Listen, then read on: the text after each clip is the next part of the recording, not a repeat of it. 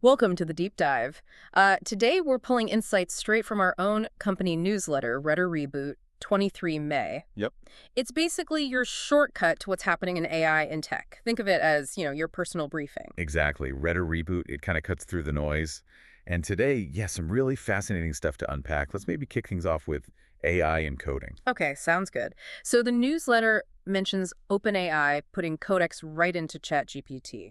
It's doing more than just writing code now, isn't it? Oh, absolutely. Codex can now edit code, debug it.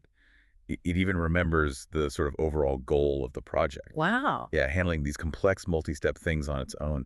It suggests ChatGPT is moving towards being a more complete AI software engineer. You can imagine the efficiency boost. That's a pretty big leap. And Retter Reboot also had something on GitHub Copilot. Right. Copilot's also evolving. It's becoming more like an autonomous agent. What's really interesting is this asynchronous code testing ability. Asynchronous. Yeah, so it can test code sort of in the background, suggest fixes, improve the quality, all without you constantly prompting it. It's a definite push towards more automation and development. Okay, so the tools are getting more proactive, less just reactive assistance. Now, Retter Reboot also went into how the big tech companies are integrating AI. Apple's WWDC June 9th. What's the word there? Well, the expectation, as the newsletter notes, is basically major software updates across the board. iOS, macOS, all likely getting significant AI features baked in. Right, Apple's turn. And Google seems to be going all in with Gemini, based on Retter Reboot, Definitely a full court press. The newsletter highlights Gemini going straight into Chrome. into the browser itself. Exactly. It basically turns Chrome into this AI-assisted workspace.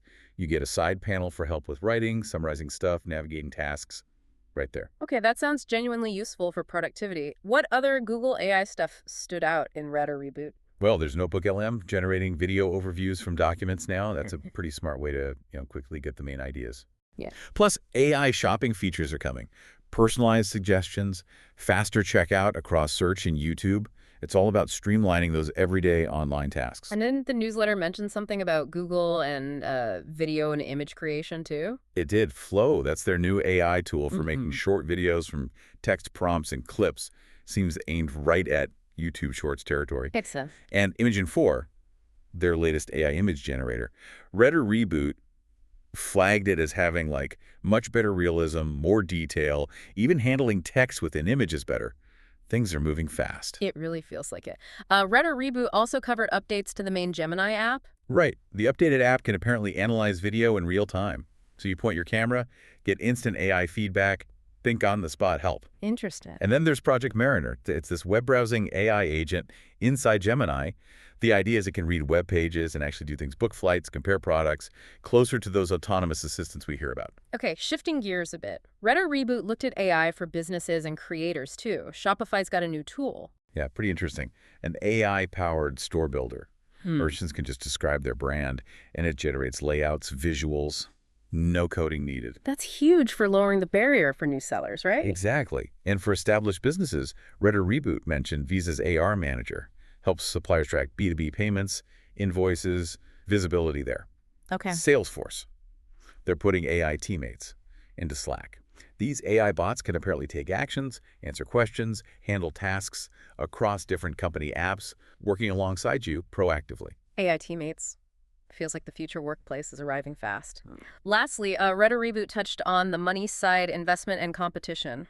Google's AI Ultra. Yeah, that premium tier, it's priced at, what, $249.99 a month? Steep. It is, but it signals Google aiming for top-tier performance reasoning, coding, real-time stuff, clearly positioning against OpenAI's high-end options. Right. And other competitive moves mentioned. Well, Meta's launching a startup program to push its Llama models, trying to build out its own ecosystem. And that OpenAI partnership with Jony Ive developing some new kind of AI consumer device.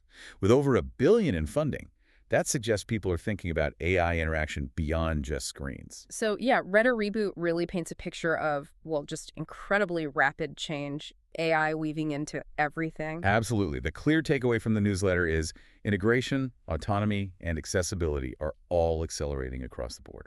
Which brings us to a final thought for you, the listener.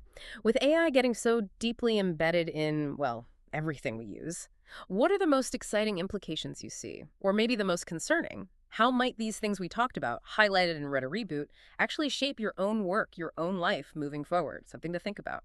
Thanks for taking this deep dive with us today.